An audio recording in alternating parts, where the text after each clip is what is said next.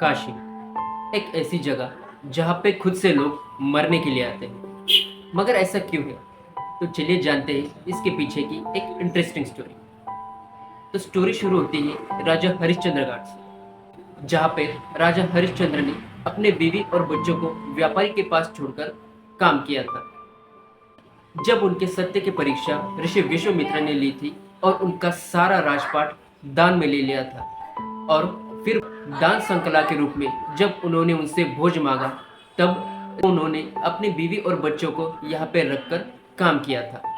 एक समय तो ऐसा आया कि अपने बच्चे को जलाने के लिए उन्होंने अपनी बीवी से भी कर लिया।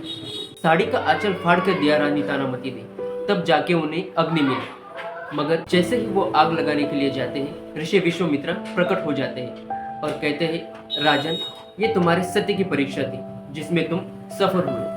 इसीलिए जो भी मैंने तुमसे राजपाट दान में लिया था, मैं उसे वापस करता हूँ। तो राजा ने कहा, जो चीज दान में दी जाती है उसे वापस नहीं लिया जाता। अगर आपको कुछ देना ही है तो मुझे 3 वचन दीजिए।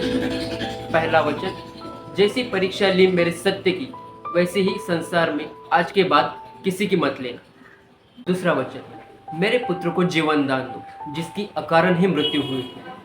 रोहित दास की मृत्यु सांप काटने की वजह से हुई थी, जिस सांप को ऋषि विश्वामित्र ने भेजा था। इसी वजह से उन्होंने दूसरे दान के रूप में उसे जीवन दान देना पड़ा। तीसरा वचन, मेरा इस काशी में आके सारी समस्याओं का समाधान हुआ है। अगर कोई भी व्यक्ति इस काशी नगरी में आने के बाद अगर उसकी मृत्यु हो जाए तो उसे शिवलोक प्राप्त होकर उसे मुक्ति मिले। इसी वजह से जो राजा महाराजा यहाँ पे महल बनाए हैं, वो सब यहाँ मरने के लिए आए थे। तो ये थी इसके पीछे की इंटरेस्टिंग स्टोरी। आपको ये स्टोरी कैसी लगी कमेंट बॉक्स में ज़रूर बताइएगा। Thank you.